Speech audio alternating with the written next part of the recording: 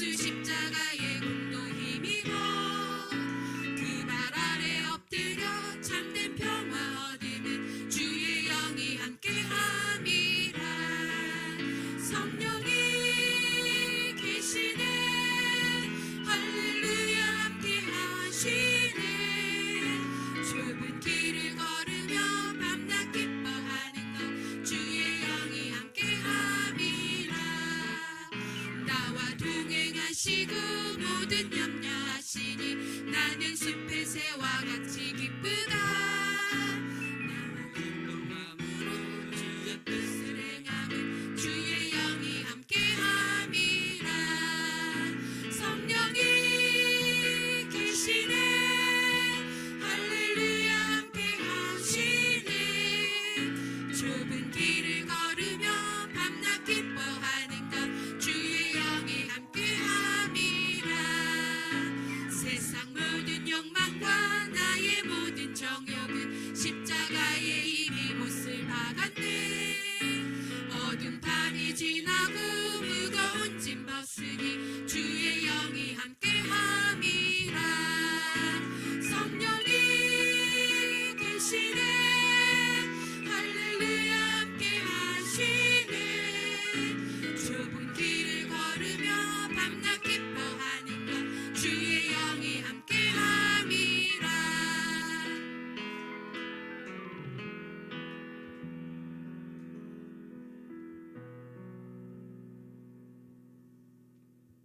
우리를 죄의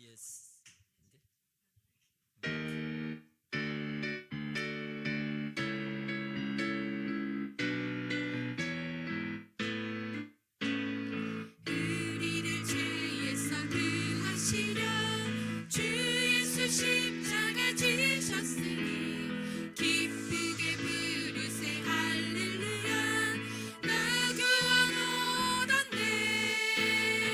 찬송하세 찬송하세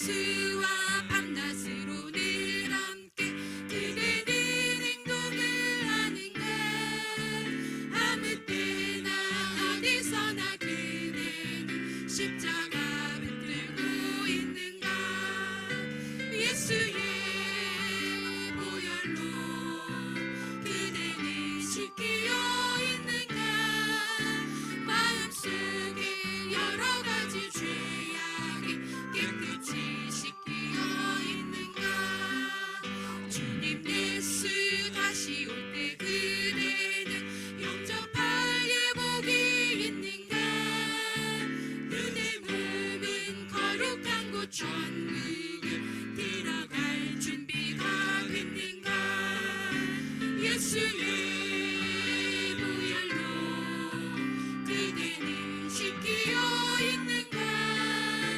마음속에 여러 가지 죄악이 깨끗이 씻기어 있는가 모든 죄에 더러워진 내 목을 주 앞에 지금 넘어서서 샘물같이 솟아나는 보혈로 눈보다 더 이게 씻으라 예수의 보혈로 그대는 씻기어 있는가 마음속에 여러 가지 죄악이 깨끗이 씻기어 있는가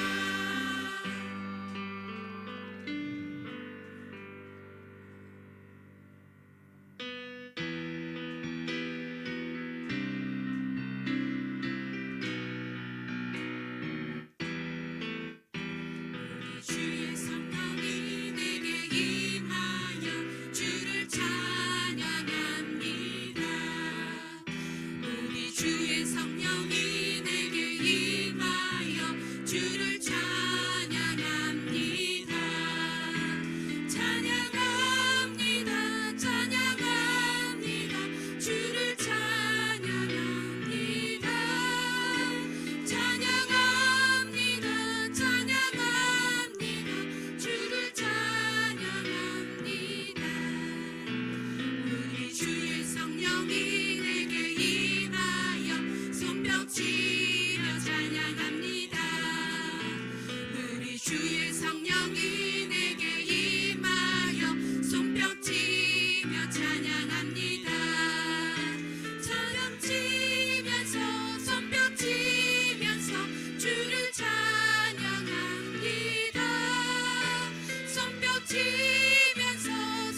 손뼉치면서 주를 찬양합니다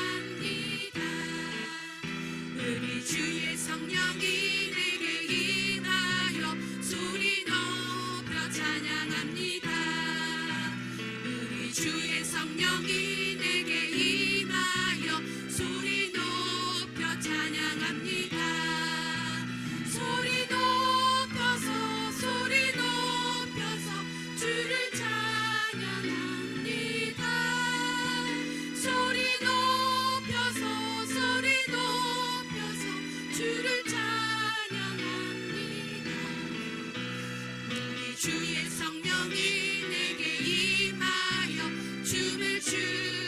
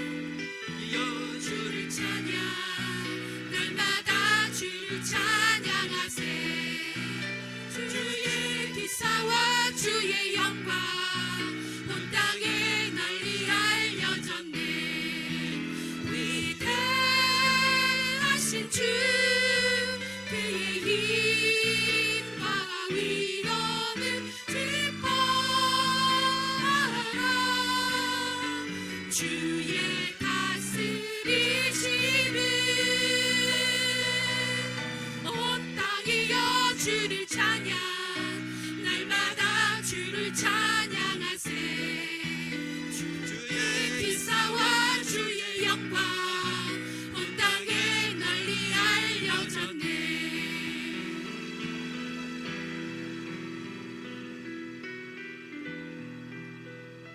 우리와 영원토록 함께 하시는 우리 주 예수님의 이름으로 기도드리고 찬양 올려드렸습니다.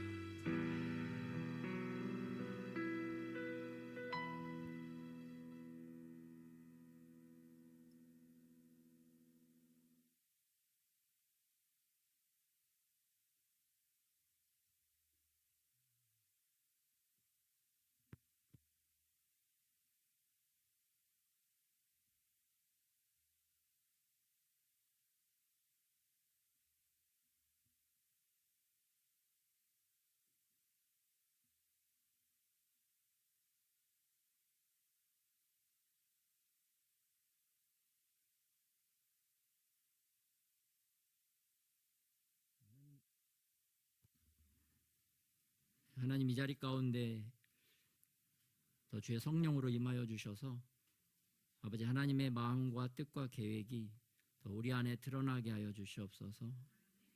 주님을 온전히 바라볼 수 있는 우리의 마음, 우리의 심령이 되어질 수 있도록 우리의 심령을 또 감찰하여 주시옵시고 주님 새롭게 하여 주시옵소서. 이 시간을 예수 그리스도의 보혈의 권세와 보혈의 능력을 선포합니다. 지금 흑암의 권세들이 다 떠나가게 하여 주시옵시고 주의 영광만 또 주님 홀로 영광 받아 주시기를 소원하며 우리 주 예수님의 이름으로 기도드렸습니다. 아멘. 네. 할렐루야. 네. 날마다 주님을 찬양하는 저와 여러분이 되시기를 예수님의 이름으로 축복합니다. 오늘 하나님의 말씀은 누가복음 4장 14절부터 30절 말씀입니다.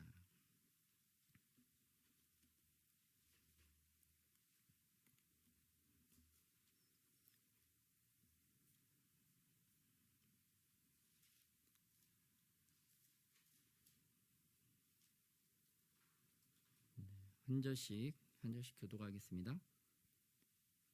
예수께서 성령의 능력으로 갈릴리에 돌아가시니 그 소문이 사방에 퍼졌고 신이 그 여러 회당에서 가르치심에 모든 사람에게 칭송을 받으시더라. 예수께서 그 자라나신 곳 나사렛에 이르사 안식일에 늘 하시던 대로 회당에 들어가 성경을 읽으려고 서심해 선지자 이사야의 글을 들이거늘 책을 펴서 이렇게 기록된 데를 찾으시니 곧 주의 성령이 내게 임하셨으니 이는 가난한 자에게 복음을 전하게 하시려고 내게 기름을 부으시고 나를 보내사 포로된 자에게 자유를 눈먼 자에게 다시 보게 함을 전파하며 눌린 자를 자유롭게 하고 주의 은혜의 해를 전파하게 하려 하심이라 하였더라. 책을 덮어 그 맡은 자에게 주시고 앉으시니 회당에 있는 자들이 다 주목하여 보더라. 이에 예수께서 그들에게 말씀하시되 이 글이 오늘 너희 귀에 응하였느니라 하시니 그들이 다 그를 증언하고 그 입으로 나오는 바 은혜로운 말을 놀랍게 여겨 이르되 이 사람이 요셉의 아들이 아니냐. 예수께서 그들에게 이르시되 너희가 반드시 의사야 너 자신을 고치라 하는 속담을 인용하여 내게 말하기를 우리가 들은 바 가버나움에서 행한 일을 내 고향 여기서도 행하라 하리라. 또 이르시되 내가 진실로 너희에게 이르노니 선지자가 고향에서는 환영을 받는 자가 없느니라. 내가 참으로 너희에게 이르노니 엘리야 시대에 하늘이 3년 6개월간 닫히어 온 땅에 큰 흉년이 들었을 때 이스라엘에 많은 과부가 있었으되 엘리야가 그중 한 사람에게도 보내심을 받지 않고 오직 시돈 땅에 있는 사렙다의 한 과부에게 뿐이었으며 또 선지자 엘리사 때에 이스라엘에 많은 나병 환자가 있었으되 그 중에 한 사람도 깨끗함을 얻지 못하고 오직 수리아 사람 나아만 뿐이니라. 회당에 있는 자들이 이것을 듣고 다 크게 화가 나서 일어나서 동네 밖으로 쫓아내어 그 내려 건설된 산 낭떠러지까지 끌고 가서 밀쳐 떨어뜨리고자 하되 예수께서 그들 가운데로 지나서 가시더라. 아멘. 네, 오늘 본문의 말씀은 교만함이 쫓아낸다. 오늘 교만함이 예수님을 쫓아낸 사건, 교만함이 성령님을 쫓아낸 사건, 교만함이 좋은 것들을 쫓아낸 그런 사건들을 우리에게 말씀해 주고 계십니다. 특별히 여러분 성경책 오늘 본문 4장에 보시면 4장 1절에 성경을 꼭 가지고 함께 보겠습니다. 4장 1절에 보면 예수께서 성령의 충만함을 입어, 예수님께서 성령의 충만함을 입으셔서 4장 1절부터 15절까지 어떠한 사건이 있었는가? 예수님께서는 귀신을, 마귀를, 사단 마귀를 쫓아내십니다. 그리고 14절에 보면 예수께서 성령의 능력으로 갈릴리에 돌아가시니 그 소문이 사방에 퍼졌고 친히 그 여러 회당에서 가르치심에 뭇사람에게 칭송을 받으시더라. 이번에도 14절에 성령의 능력으로 성령 충만하신 예수님의 모습이 1절부터 13절까지 마귀를 쫓아낸 사건, 그리고 14절부터 15절은 성령 충만하신 예수님께서 갈릴리 지역에서 여러 가지 귀신도 쫓고 복음도 전하고 이러한 놀라운 일을 행하셨기 때문에 그 지역에서 칭찬받고 칭송받으셨다. 그 사건이 소개가 되어지고 있습니다. 반면에 이제 오늘 본문에서 주로 말씀하고 있는 16절에서부터는 예수님께서 이제는 자라나신 곳, 예수님이 자라나신 나사렛이라는 고향과 같은 곳이죠. 사실 예수님이 태어난 고향은 어디시죠? 베들레헴이죠. 베들레헴은 예루살렘에서 굉장히 가까운 곳입니다. 베들레헴에서 태어났지만 예수님께서 베들레헴에서 애굽으로 피신하셨다가 헤롯 왕이 죽은 이후에 다시 나사렛 그곳에 부모님의 고향으로 가서 그곳에서 이제 성장을 하신 거죠. 그래서 예수님께서 16절에 자라신 곳 나사렛에서 오늘 성령의 충만을 받으시고 마치 제2의 고향 땅으로 간 곳과 같은 상황입니다. 그 자기가 자라나신 나사렛에 가서 성경을 읽으려고 서신 것입니다. 그곳에서 어떠한 글을 읽으느냐, 17절에 보니까 선지자 이사야의 글을 들이거늘 책을 펴서 이렇게 기록한 데를 찾으시니, 이사야서 말씀을 찾으시는 거죠. 하나님의 아들이신 예수님도 늘 하시던 대로, 16절에 늘 하시던 대로 말씀을 찾아서 읽는 것을 볼 수가 있어요. 여러분, 하나님의 아들도 날마다 말씀을 찾아서 읽으셨다고 한다면 우리들의 신앙도 예수님처럼 오늘의 하나님의 말씀을 찾아서 우리 날마다 읽는 그런 습관을 늘 가져야 될 줄 믿습니다. 그러한 삶을 또 여러분 또 결단하고 사시기를 축복합니다. 그래서 아침에 또 밤에 내가 오늘은 어떤 말씀을 또 주님으로부터 받아야 될지 그 말씀을 찾고 그 말씀 속에서 나에게 어떤 것을 말씀하시는지 그런 걸 잘 찾으시는 저와 여러분이 되시기를 예수님의 이름으로 축복합니다. 그게 바로 크리스찬의 삶입니다. 예수님을 따라가는 삶, 또 말씀을 찾으셨던 예수님의 삶. 그 말씀을 찾으셨던 예수님께서 어떤 말씀을 찾으시느냐? 주의 성령이 내게 임하셨으니, 성령 하나님을 또 의지하는 거죠. 4장 1절에서도 성령 충만함을 이미 받으셨어. 또 갈릴리 지역은 나사렛에서 한 30km 정도 떨어져 있는 동네입니다. 그곳에서도 성령의 능력을 받으셨어. 그런데 오늘 제2의 고향과 같은 나사렛에 와서도 다시 한번 또 주의 성령을 간구하는 것을 볼 수가 있습니다. 말씀과 또 주의 성령을 간구하면서 또 하나님 앞에 또 사람들 앞에 섰던 것을 볼 수가 있어요. 근데 정말 이러한 모습, 예수님이 말씀도 찾고 또 성령 하나님도 이렇게 찾으시는 그런 모습을 본받아서 우리도 그렇게 살아가야 될 줄 믿습니다. 목회자뿐만 아니라 세상 모든 사람들, 모든 크리스찬들이 이렇게 말씀과 성령 하나님을 의지해서 말씀도 찾고 성령 하나님도 찾는 그러한 삶을 늘 살아가야 될 줄 믿습니다. 그래서 매 순간 오늘뿐만 아니라 매 순간 우리가 더 주님 말씀과 성령을 의지하기 위해서 나의 못된 자아와 또 우리를 이렇게 예수님도 방해했던 이 마귀들의 방해를 물리치고 우리가 예수님께로 더 가까이 나아가야 될 줄 믿습니다. 이 성령 하나님께서 임하시면 어떠한 역사가 일어나는지 18절부터 이어지죠. 이는 가난한 자에게 복음을 전하게 하시려고. 예수님께서 진짜 물질적인 가난한 자에게도 복음을 많이 전하셨지만 또 부자들에게도 말씀을 전하셨어요. 그래서 이건 영적으로 심령이 가난한 자, 궁극적으로는 세상 모든 사람들에게 복음을 전하시기를 원하셨지만 특별히 예수님이 하셨던 사역은 심령이 가난한 자들에게 복음을 전하셨다.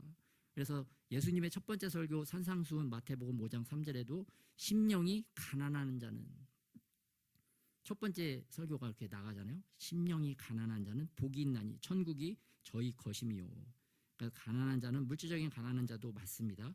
그러나 궁극적인 영적인 표현은 심령이 가난한 자인 줄 믿습니다. 그래서 우리가 심령이 가난해야 이 복음을 제대로 이제 받아들인다는 거죠. 근데 심령이 너무 다른 것으로 충만해져 있으면 그 복음을 쉽게 받아들일까요? 안 받아들일까요? 받아들이기가 어렵죠. 그래서 우리 주님께서 우리를 사랑하셔서 우리의 심령이 가난해지도록 우리를 고난 가운데로 그 풀무불 가운데로 넣는 상황들이 또 많은 것을 볼 수가 있습니다. 그래서 그러한 내가 지금 힘들고 어려운 상황에 빠졌다. 물론 나의 잘못도 있겠지만 그럼에도 불구하고 그러한 상황을 내가 오히려 더 가난해진 심령으로 주님께 더 가까이 나아가야 되겠다. 주님이 나를 찾으시나 보다. 주님이 나를 만나주고 싶어 하시나 보다. 그렇게 생각하고 주님께 더 가까이 나아가야 될 줄 믿습니다. 그렇게 예수님이 복음을 전하시고 또 내게 기름을 부으시고 또 성령 하나님은 어떻게 해주시나 기름을 부으셔서 일하신다는 것을 볼 수가 있습니다. 여러분 영적으로 보면 이사야서에 보면 기름진 까닭에 멍에가 부러진다라고 되어 있습니다. 우리가 죄의 멍에 또 악한 습관의 멍에, 영적으로 보면 그러한 짐승이 맨 멍에와 같은 그러한 멍에를 메고 있어서 우리가 그것에서 빠져나오고 싶어도 빠져나올 수 없다라고 하나님은 말씀하고 있어요. 그래서 그러한 악한 습관, 죄악된 그러한 삶에서 빠져나오기 위해서는 우리가 성령의 기름 부으심을 받아서 그러한 영적인 멍에가 부러져야 될 줄 믿습니다. 그래서 여러분 그러한 멍에가 뚝하고 부러지는 그러한 소리도 좀 들으시고 또 그러한 체험도 좀 하시고 그래서 믿음이 또 온전케 되고 자유케 되어지는 저와 여러분이 되시기를 예수님의 이름으로 축복합니다. 네, 영적인 의미를 말하는 겁니다. 그래서 그 기름 부으심이 임하면 어떻게 하느냐? 포로된 자에게 자유를 준다고 되어 있습니다. 죄에 포로된 자들, 또 악한 습관에 포로가 된 자들, 그런 자들에게 자유를 주는 거죠. 또 예수님은 눈먼 자에게 다시 보게 함을 해주겠다. 실질적으로 예수님이 육체적으로 장님, 소경들의 눈을 띄워주시잖아요. 그렇게 할 수 있었던 것이 바로 모두 다 성령의 역사다. 이를 통해서 예수님께서 궁극적으로 하시고자 하는 목표는 무엇이었나? 주의 은혜의 해를 전파하려 하는 것이라. 하나님의 은혜가 너희에게 임하였다.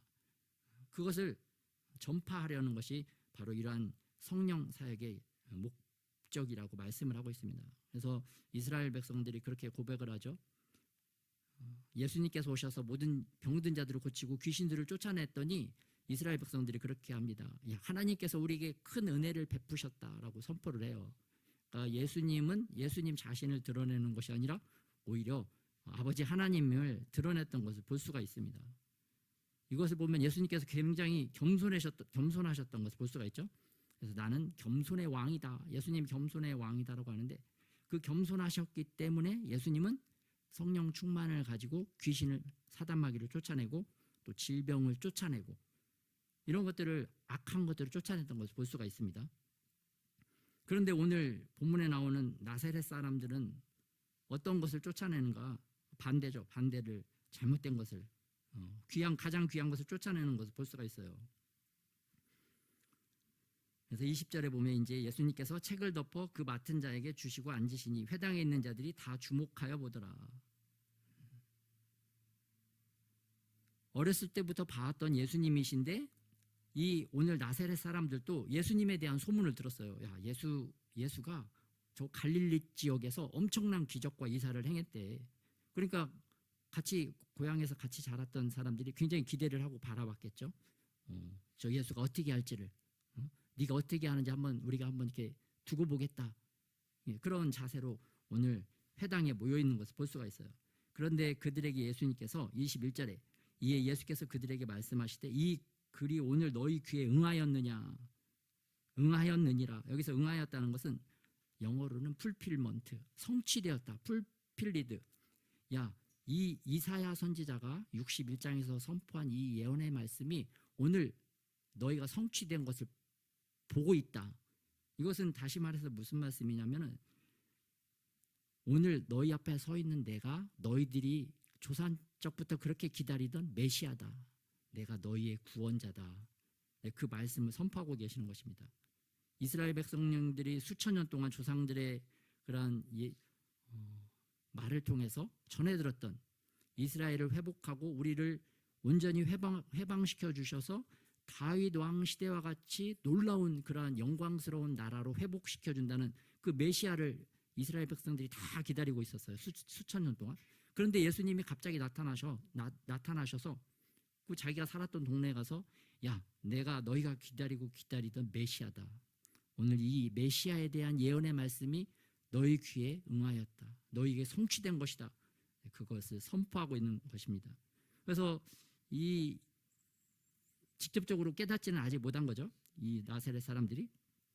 그래서 예수님께서 설교하는 그 모습을 듣고 나사렛 사람들이 어떻게 반응하는가 22절에 보면 그들이 다 그를 증언하고 그 입으로 나오는 바 은혜로운 말을 놀랍게 여겨 이르되 야, 저 예수 말 잘한다. 이런 의미이다. 예수 말 잘하는데 은혜롭게 말 잘하는데 야, 놀라운데 제가 우리 동네 살 때 저러지 않았는데 제가 누구냐? 이 사람이 요셉의 아들이 아니냐? 요셉의 아들이 아니냐? 이게 무슨 말일까요? 여러분, 요셉이 나사렛 사람이지만 요셉이 어떻게 살았느냐? 나사렛에서 이제 마리아하고 결혼하고 만삭이 되어서 이제 예루살렘에 올라가서 호적 신고를 했잖아요. 호적 신고를 했으면 이제 다시 고향 나사렛으로 내려왔어야 되는데 그 마리아와 요셉과 예수님은 헤로드 왕의 그 위협을 피해서 이집트로 가죠. 애굽에 가서 헤로드 왕이 죽을 때까지 제가 보기에는 한 4, 5년 정도 애굽에서 생활을 하셨던 것 같아요. 고향에서 이제 예루살렘으로 갔는데 4, 5년 동안 눈에 보이지 않던 이 요셉 가족이 다시 고향으로 내려왔어요. 목수였는데 그렇게 여러분 장사를 해보시면 알겠지만 4, 5년 동안 장사를 내려놓으면 아무리 목수 생활을 잘해도 기존의 고객이 계속 있을까요? 아니면 다 떨어져 나갔을까요? 다 떨어져 나갔죠. 이제 장사하기 어렵죠. 그리고 동네 사람들은 아니 저 사람들이 한 5년 정도 사라졌다가 어떻게 나타난 거야? 그러면 요셉에게 너 어디 갔었냐? 그런 거 물어볼까요? 안 물어볼까요? 물어보겠죠. 너 어디 갔다 왔어? 그러면 요셉이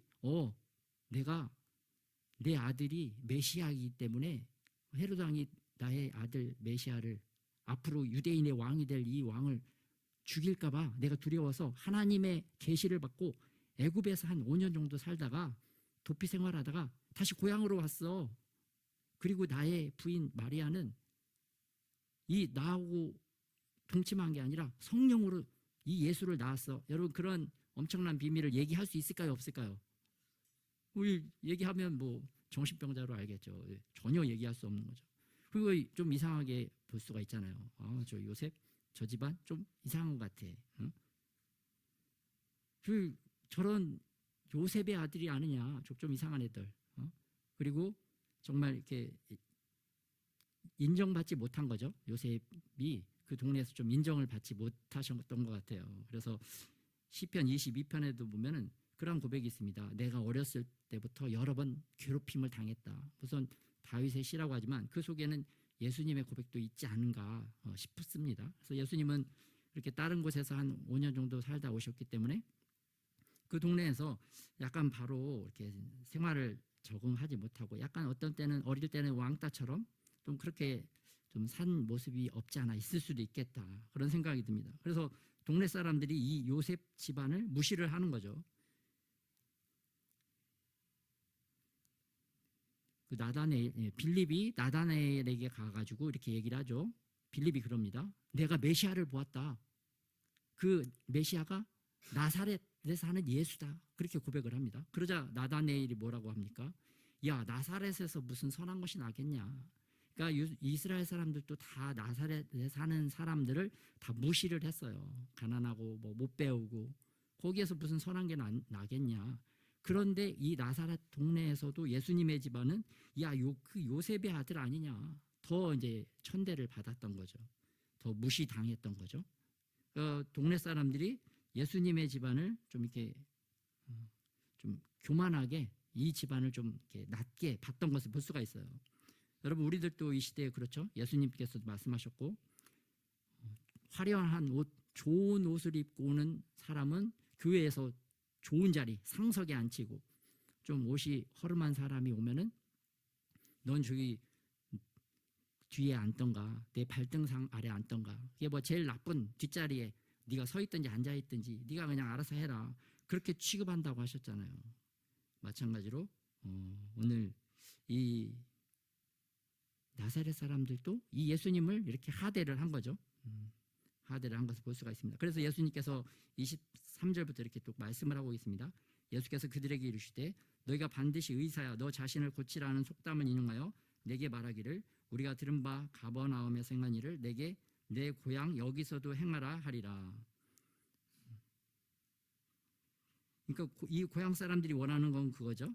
가버나움, 갈릴리 지역에서 네가 그렇게 많은 기적을 행했다고 하는데 여기 고향에서도 좀 해봐라.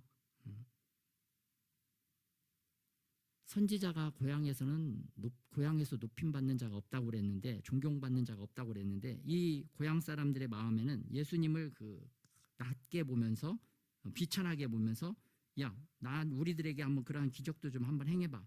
그렇게 이제 오만하게 교만하게 예수님을 대하는 것을 볼 수가 있어요. 그래서 24절에 나오죠. 내가 진실로 너희에게 이르노니 선지자가 고향에서는 환영을 받는 자가 없느니라. 그러니까 예수님이 지금 고향 사람들에게 환영받고 있는 것이 아니라 오히려 배척받고 좀 비난받고 네 어떻게 하는지 한번 보자. 그러한 잘못된 태도로 예수님을 대하고 있는 것을 볼 수가 있어요.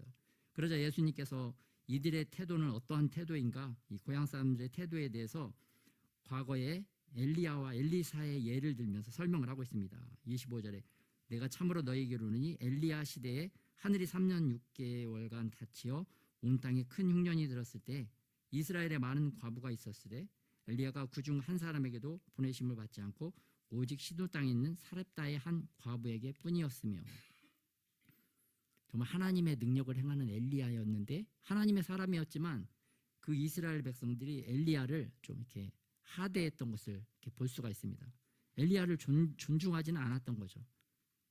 엘리야를 따르는 사환들은 엘리야를 존중했지만 그 외에 나머지 백성들은 뭐 별로 하나님을 사랑하지 않으니까 하나님의 사람들에 대한 그 존중과 그러한 마음들이 사실 없는 거죠.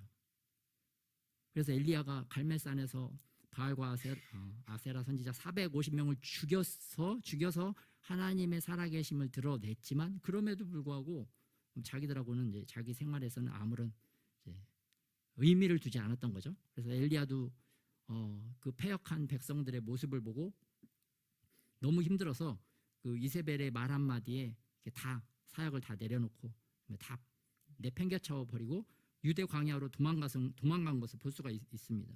그래서 좀 이렇게 백성들이 하나님을 사랑했더라면 엘리야도 지지하고 엘리야와 함께 저런 능력의 하나님의 사랑과 함께 힘을 합쳐서 아합과 이세벨을 어떻게 하면 이렇게 물리칠 수 있을까 그렇게 잘 협력을 했을 텐데 이스라엘 백성들이 전혀 그런 마음이 없었던 거죠. 그냥 와 놀랍다. 오늘 예수님의 베푸신 기적을 보고도 와 놀랍다. 그냥 감탄만 하고 그런데 나한테는 무슨 그게 의미가 있는 건데 그게 나한테 적용이 돼? 그 자기 마음을 딱 닫아버리는 거죠. 보고 감탄은 하지만 그건 저 사람 일이고 나는 그거와는 상관없어. 거부를 하는 거죠. 오늘 그게 바로 예수님께서 교만한 마음이라고 하는 것입니다. 교만한 마음. 그렇게 교만한 마음을 가졌으니까 엘리야가 이스라엘 과부 수많은 과부들에 있는데 한 명도 보내심을 못 받고 그 외국인 이방 여인에게 보냄을 받았다라고 이야기를 하고 있어요. 그래서 예수님이 사역할 때도 얼마나 이렇게 첫 번째 장자 큰아들로 택한 이스라엘 백성들에게 복음도 전하고 이렇게 많은 사역을 하셨지만 실질적으로 보면 믿음이 큰 자들은 누구에게 크다고 하셨느냐? 바로 이방인들이죠. 이방인 백부장, 수로보니게 여인 이러한 이방인들 어떻게 이방인들이 더 믿음이 더 좋으냐 그런 것을 계속 말씀하시면서 그 같은 동족, 같은 고향 사람들을 좀 이렇게 질타하셨던 것을 볼 수가 있어요. 그리고 또 어떤 것을 또 질타를 하시느냐 27절에도 보면 또 선지자 엘리사 때에 이스라엘에 많은 나병 환자가 있으되 그 중에 한 사람도 깨끗함을 얻지 못하고 오직 수리아 사람 나아만 뿐이었느니라. 엘리사는 얼마나 더 대단합니까? 엘리야보다 갑절이나 능력을 받은 선지자였어요. 그런데 이 선지자도 이스라엘 백성들에게 존경을 받지 못했던 것을 볼 수가 있어요. 어떻게 알 수 있느냐?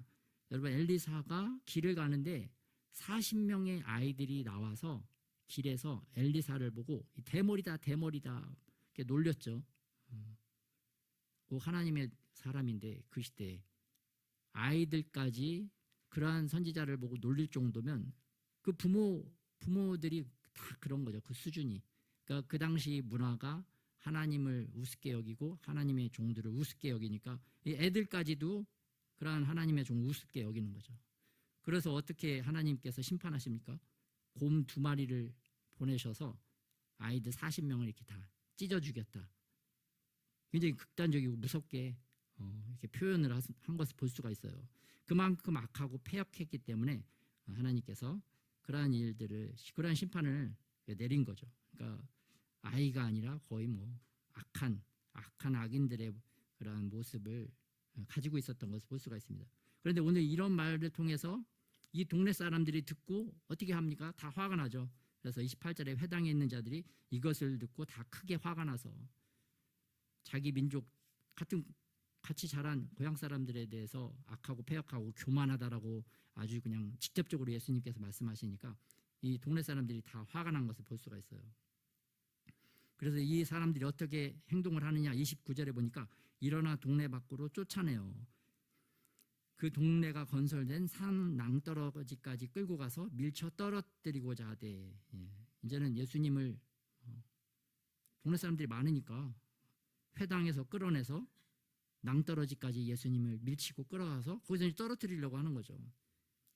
예수님을 쫓아버리려고 하는 것을 볼 수가 있습니다. 또 성령의 역사, 기적의 역사, 다른 동네에서는 많은 기적이 있었는데 자기에게는 아무런 기적도 경험하지 못하는 그런 어리석음에 빠진 것을 볼 수가 있습니다. 그래서 여러분 교만하면 우리가 이렇게 가장 좋은 예수님도 쫓아내고 가장 귀한 성령의 역사도 쫓아내고 우리에게 예수님께서 예비한 그 은혜의 놀라운 것들을 우리가 다 쫓아낼 수가 있구나. 그래서 우리가 교만한 우리 마음을 좀 이렇게 주님 앞에 겸손함으로 나아가야 될 줄 믿습니다.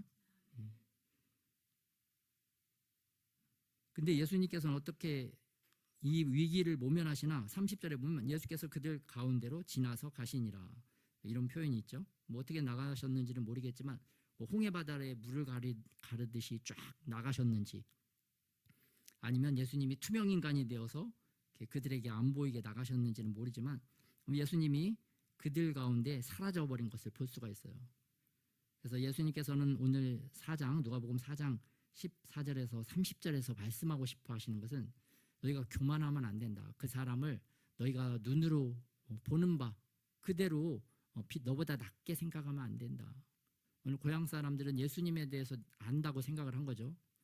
내가 좀 아는데 저 예수 좀 아는데 예수 저 집안 우리 집안보다 못한데 우리 집안보다 못 사는데 배운 것도 없는데 그러한 육신의 눈으로 잘못 판단하고 교만한 마음으로 예수님을 대했던 거죠. 여러분 우리 삶 속에 그런 경험들이 많이 있으시죠? 교만해가지고 내가 볼 때는 부부 사이가 가장 서로가 교만한 것 같아요. 내가 그래도 너보단 낫지. 그러한 마음이 다 이게 숨겨져 있는 것 같아요. 남편을 향해서도 야, 내가 그래도 너보단 똑똑하지. 너보단 낫지. 남편은 또 아내를 보고 에휴, 그래도 내가 너보단 낫지. 그러니까 서로 교만해서 서로가 서로를 쫓아내는 거죠. 오늘 예수님을 쫓아냈던 이 교만한 동네 사람들처럼 겸손했다고 한다면 환영하고 받아들이고 영접했을 텐데 환영하지 못하고 받아들이지 못하고 쫓아내버리는 현실, 그 마음속에 있는 이 교만함. 그 교만함이 언제 가장 드러나느냐? 부부관계에서 가장 먼저 드러나고, 그 다음에는 자녀관계에서 드러나고, 그 다음에는 또 이웃관계, 그 다음에 또 이제 교회 사람들과의 관계, 그 관계에서 이제 드러나는 거죠. 그래서 가까울수록 더 교만하다. 오늘 예수님과 가까웠던 이 동네 사람들에게 교만함이 드러나서 예수님을 쫓아냈던 것과 같이.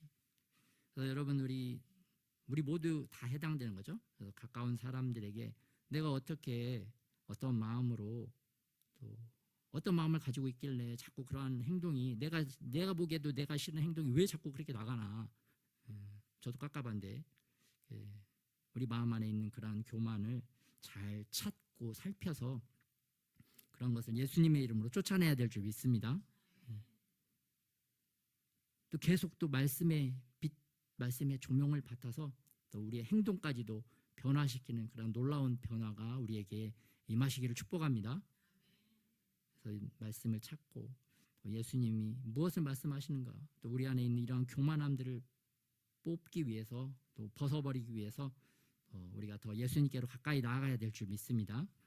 그래서 이 교만에 대한 경고가 오늘 예레미야 13장에도 나옵니다. 여러분 한번 예레미야 13장 말씀 같이 한번 찾아보겠습니다.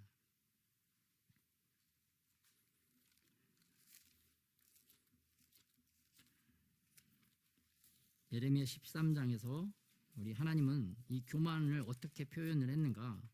이 교만을 하나님의 허리띠에 표현을 하고 있어요. 13장 예레미야 13장 1절부터 11절 말씀 같이 한번 교독하겠습니다. 여호와께서 이와 같이 내게 이르시되 너는 가서 뱃띠를 사서 내 허리에 띠고 물에 적시지 말라 하시기로.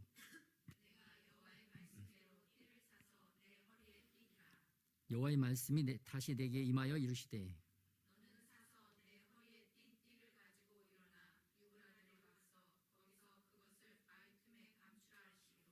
내가 여호와께서 내게 명령하신 대로 가서 그것을 유브라데 물가에 감추니라.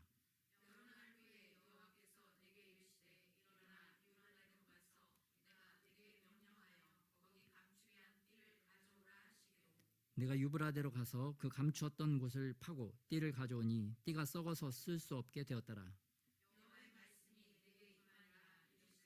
여호와께서 이와 같이 말씀하시니라. 내가 유다의 교만과 예루살렘의 큰 교만을 이같이 썩게 하리라.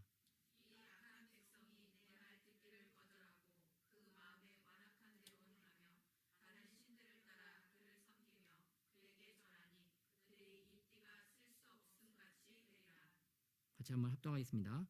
여호와의 말씀이니라. 띠가 사람의 허리에 속함같이 내가 이스라엘 온 집과 유다 온 집으로 내게 속하게 하여 그들로 내 백성이 되게 하며 내 이름과 명예와 영광이 되게 하려 하였으나 그들이 듣지 아니하였느니라. 아멘. 오늘 하나님께서는 이스라엘 백성 또 우리들을 하나님의 허리띠와 같이 사랑으로 감싸고 예수님과 함께 가까이 할 수 있는 그러한 존재로 우리를 부르셨다라고 말씀하고 있어요. 그래서 우리가 하나님의 허리띠가 돼서 하나님의 영광이 되는 그런 놀라운 존재로 하나님께서 삼으려고 하셨는데 9절에 보면 이 백성 유다의 교만과 예루살렘의 큰 교만, 이 교만함, 이 큰 교만함 때문에 이게 다 썩어져 버려서 이 띠가 썩어서 함께 할 수도 몸에 두를 수도 없다라고 표현을 하고 있습니다. 그래서 교만하면 여러분 썩은 생선, 썩은 과일을 집에 둘 수가 있겠습니까? 없겠습니까? 절대 둘 수가 없잖아요. 얼마나 냄새가 지독하고 벌레가 끼고 얼마나 끔찍합니까? 흉측합니까? 그것을 아름다운 집에 보관할 수가 없잖아요. 아름다우신 하나님도 정말 아름다운 것으로 자신과 함께 하시는데 이렇게 썩고 더러운 교만한 우리들이 하나님과 함께 하기가 정말 어렵겠죠? 그래서 하나님께서 우리에 있는 교만을 좀 살피고 교만을 다 내어버리시기를 또 소원하시는 줄 믿습니다. 또한 그렇게 우리가 교만을 다 버릴 수 있는 그러한 은혜의 길로 우리를 인도하여 주실 줄 믿습니다. 오늘 우리가 가는 길이 주님께서 우리의 교만을 제거하시고 우리를 예수님처럼 겸손케 하여 주셔서 하나님의 영광이 띠가 될 수 있도록 우리를 이끌어 가시는 줄 믿습니다. 그런 은혜의 길에 동참하는 저와 여러분이 되시기를 예수님의 이름으로 축복합니다. 여러분 오늘 말씀 가지고 우리 기도하도록 하겠습니다. 우리 안에 교만이 또한 얼마나 많은지 또 순간순간 또 관계 속에서 또 많은 트러블을 통해서 주님이 우리의 교만을 깨닫게 해주시려고 또 그 일을 허락하시는 줄 믿습니다. 그래서 그때마다 힘들고 어려워하는 것보다 오히려 나의 교만을 내쫓고 이제는 내가 성령님을 환영하고 예수님을 환영하고 또 말씀을 더 환영하는, 그래서 말씀을 내쫓는 것이 아니라 사단마귀를 내쫓고 우리의 악함을 내쫓는 저와 여러분이 되시기를 바랍니다. 이런 기도 제목 가지고 깨닫는 말씀 가지고 기도하겠습니다.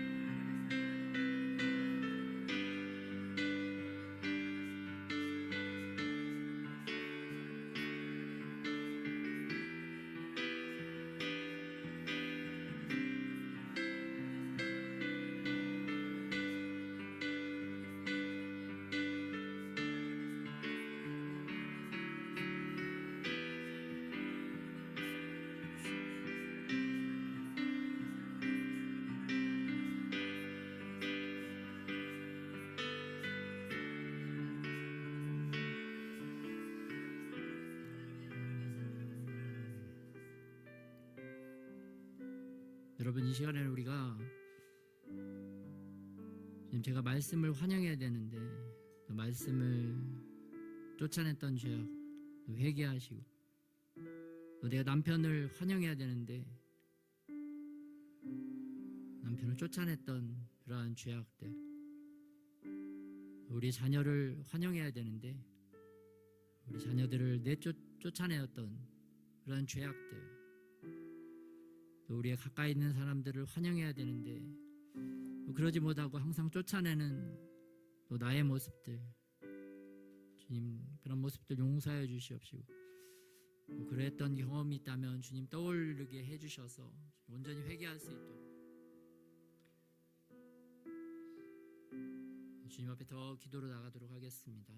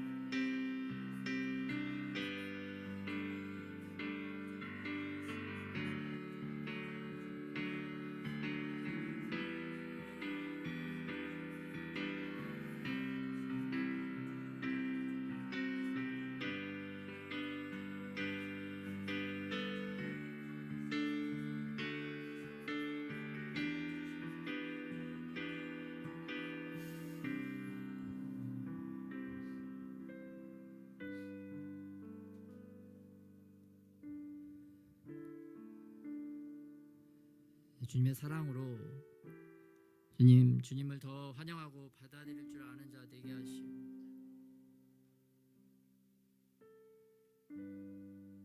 또한 특별히 나를 더 사랑하는 분들을 더 사랑으로 받아들일 수 있고 환영할 수 있는 온유하고 겸손한 자가 되게 하여 주시옵소서.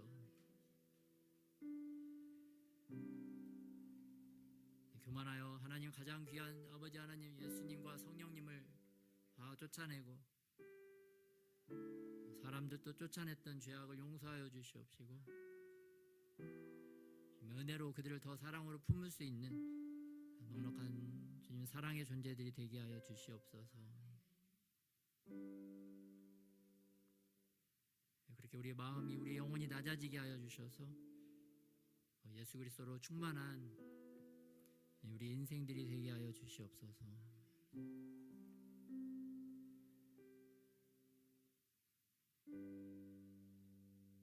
그렇게 우리를 이끌어 가시고 친히 주님의 허리띠를 삼으셔서 주님과 영원토록 함께 가까이에 주님의 영광 안에 사는 존재들이 되어질 수 있도록 은혜 위에 은혜를 더하여 주시옵소서.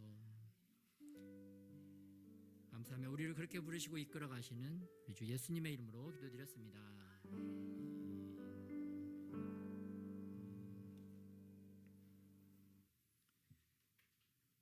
네, PPT 부탁드리겠습니다.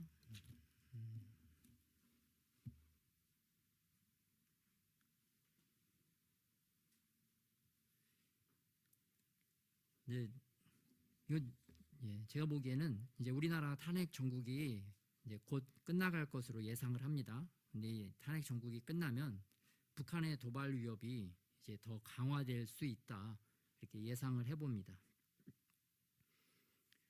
실질적으로 작년 11월에 나온 미국의 기사인데, 미국 언론의 기사인데, 북한 김정은이 핵무력을 무한 강화해서 전쟁 준비 완성에 총력을 기울이고 있다 이런 기사도 있었습니다.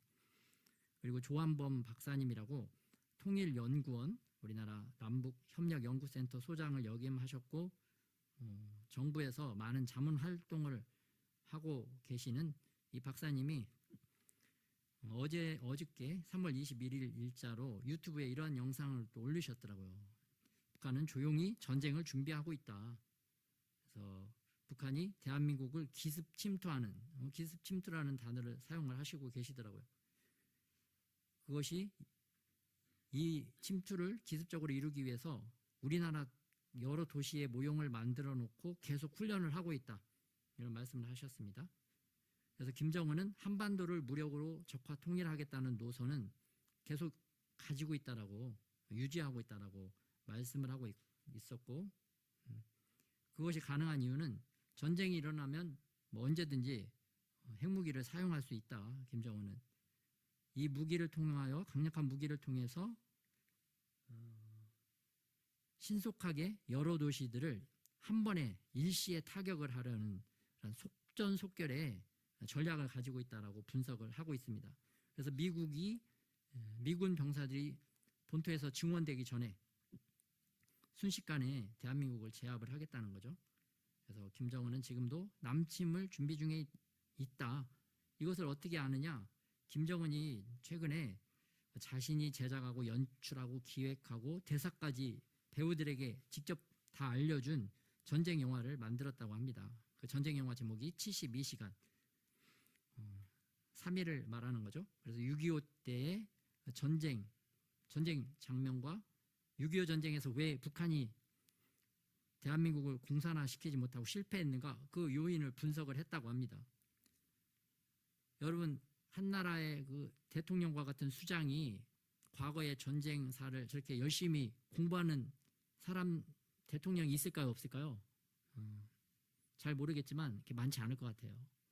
우리나라 과거 문재인 대통령 윤석열 대통령이 과거 6.25 전쟁을 다 분석하고 체계적으로 공부해서 북한을 어떻게 막아야 되겠다 그런 것들을 공부를 하셨을까요 안 하셨을까요? 잘은 모르지만 제가 보기에는 그것까지는 안 하셨을 것 같아요. 또 워낙 일들이 많으시고 우리나라 바쁘잖아요. 할 것도 많으니까. 근데 김정은은 오로지 대한민국을 적화 통일시키기 위해서 저런 거를 6.25 전쟁을 굉장히 이제 공부를 하는 거죠. 그 전쟁사에 대해서. 그러한 전쟁에 대한 공부를 많이 하면은 여러분 이렇게 하면 내가 전쟁에서 승리할 수 있겠구나. 그러한 것들이 보일까요? 안 보일까요? 보이겠죠. 자꾸 분석을 하다 보면 그때 이렇게 했으면 우리가 이겼을 텐데. 그러한 공격 수가 보이면 여러분 어느 순간에 자기도 모르게 전쟁 개시를 명령하고 전쟁을 수행을 할 수 있을까요? 없을까요? 수행할 가능성이 높죠. 자꾸 그런 거 보면 전쟁을 수행할 가능성이 높아지는 것입니다. 그런데 지금 그러한 시즌에 와 있다. 그런데 지금까지는 하나님께서 굉장히 우리나라를 지켜주고 보호해 주시고 계시는데 우리 이제 탄핵 정국이 끝나면 제가 보기에는 4월, 5월, 6월 요 시즌 3개월 시즌에 우리가 좀 더 이렇게 마음을 쏟아서 집중적으로 북한을 위해서 기도해야 되는 줄 믿습니다. 그래서 탄핵 정국이 끝나면 이제 뭐 탄핵 인용이든 기각이든 각하든 뭐 많은 국민들이 이제 끝났어. 이제는 이렇게 손 놓고 좀 이렇게 안도할 수는 있지만 그게 아니다. 우리의 가장 큰 주적은 북한 공산주의 세력인 줄 믿습니다. 그래서 그러한 자들이 이제 더 적극적으로 움직일 시즌이 되었기 때문에 우리가 더 이제 무장하고 대비해서 북한을 위해서 또 기습 남침을 막는 것을 위해서 우리가 기도해야 될 줄 믿습니다.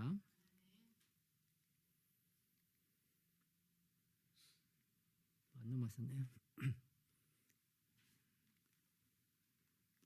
그래서 또 이번에는 북한 사역을 대비해서 한국 교회는 지금부터 준비해야 된다. 한국 컴패션 굉장히 유명한 사역 단체인데 이 사역 단체에서도 명지대 교수님, 이창현 교수님이라는 분을 초청을 해서 이러한 세미나를 했더라고요. 그런데 이 교수님도 보니까 후반부에 이 교수는 북한 정권이 위기 속에서 내부 결속을 다지는 새로운 방식, 그런 새로운 내부 정권의 결속을 다지기 위해서 새로운 정책, 방식들이 많이 이루어지고 있다. 또 대내외적인 다양한 변수가 얽혀 있는 가운데서도 북한의 도발 가능성은 배제할 수 없다. 이러한 전문가들이, 이 사람들은 밥만 먹고 북한을 연구하는 사람들입니다. 이 사람들이 보기에도 북한의 김정은 정권이 도발할 가능성은 배제할 수 없는 그러한 상황이다. 이러한 위험의 시그널을 계속 보내고 있는 것을 볼 수가 있습니다. 또 이번에는 김정은이 푸틴하고 친서를 전달하면서 굉장히 러시아하고 가까워지죠. 전쟁을 하고 있는 나라하고 가까워지고 또 자기가 전쟁 공부를 열심히 하고 그러면 언젠가는 하고 싶다, 나도 해야 되겠다, 그런 결심이 언제, 그런 오판을 언제 내릴지를 모릅니다. 그래서 배후에서 악한 영이 또한 그것을 조장을 하는데 그런 것들이 이루어지지 못하도록 우리가 기도를 해야 되는 시즌이다. 그리고 또 김정은이 또 전쟁 공부할 뿐만 아니라 실질적으로 이렇게 전쟁 무기를 만드는 그러한 해군 조선소, 거기를 또 많이 자주 방문을 해요. 그걸 보면서 이제 이렇게 하고 싶은, 전쟁하고 싶은 마음이 자꾸 충동되는 거죠. 악한 영들이 또 충동질 하는 거고 그런 것을 볼 수가 있어요. 반면에 우리 대한민국은 이제 대통령 탄핵 심판이 28일 결론 가능성이 있다, 그러한 또 보도들도 나오고 있습니다. 그래서 이번 주 안에 이루어질 가능성이 좀 높겠다, 저도 좀 예상을 해봅니다. 그래서 이러한 기도 제목 같이 한번 합독하면서 기도하겠습니다. 시작. 북한과 러시아, 중국과의 연합이 사분 오열되게 하소서. 핵무기와 미사일, 위성, 핵 잠수함 건조, 화생방 공격 계획이 실패하게 하소서. 북한군의 기습 남침 계획이 뜻을 이루지 못하게 하소서. 부산을 쓸어버리고 서울을 쓸어버리려는 계획이 좌절되게 하소서. 북한 내부의 정보가 외부에 알려지고 외부 세계의 정보가 들어가게 하소서. 통제 계획이 실패하고 3개 지역, 함, 해령, 청진에서 밀란이 일어나게 하소서. 우리나라의 탄핵 정국 가운데 하나님의 선한 판결이 이루어지게 하소서. 국민의 안보 의식이 높아지고 우리 군이 현대전에 강한 디지털 군대가 되게 하소서. 경찰 조직과 군부대의 악습이 사라지고 간첩 세력들이 계속 검거되게 하소서. 마약의 유입과 유통을 잘 막아내는 대책들이 마련되게 하소서. 네. 이번에 반면에 남중국해처럼 우리나라 서해상에 중국이 구조물을 설치를 하고 있다고 합니다. 한 70m 정도 되는 높이의 구조물을 2개를 설치를 했다고 합니다. 그래서 우리나라 해경이 가서 뭘 만들고 있나 가서 조사를 하려고 했는데 중국이 차단하고 조사를 하지 못하게 했다고 합니다. 공동으로 공동으로 사용하는 바다 영역에 중국이 뭔가를 설치를 하고 있는 거죠. 이거 몇 개 설치하고 연결해 버리면 거기가 이제 중국이 인공 섬이 돼서 여기는 중국 땅이다라고 선포해 버리면 우리는 이제 꼼짝없이 바다를 뺏기게 되는 겁니다. 바다를 뺏기면 바다만 뺏기고 끝날까요? 그 다음은 이제 육지로 들어와서 이제 육지까지 빼앗는 것입니다, 여러분. 중국의 남중국해에서 필리핀에게도 지금 하고 있는 거고 베트남에게도 하고 있는 거고 이제는 우리나라까지도 하고 있는 거고 또 앞으로는 일본에까지도 할 것이고 중국이 악한 적그리스도 정권이기 때문에 특별히 이제 기독교 국가들을 빨리 어떻게 한번 손보려고 하는 그런 배후에서 역사하는 악한 영들이 있다. 그것을 알고 우리가 기도해야 되겠습니다. 우리 기도 제목 합작하겠습니다.